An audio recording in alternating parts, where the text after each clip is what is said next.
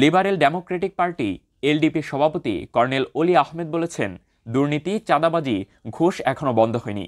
এগুলো বন্ধ করতে না পারা এই সরকারের ব্যর্থতার পরিচয়। বৃহস্পতিবার সকালে মগবাজারে এলডিপির কেন্দ্রীয় কার্যালয়ে এক সংবাদ সম্মেলনে এমন মন্তব্য করেন তিনি। এ সময় অন্তর্বর্তী সরকারের প্রধান উপদেষ্টা ডক্টর ইউনূসের উদ্দেশ্যে তিনি বলেন, হাল শক্ত করে ধরুন, না হলে পরে আফসোস করার সময় পাবেন না। পুলিশ দায়িত্ব পালন না করলে কঠোর ব্যবস্থা নেওয়ার আহ্বানও জানান কর্নেল অলি। এলডিপি সভাপতি বলেন, বর্তমান সরকারের অনেকে বেসামাল।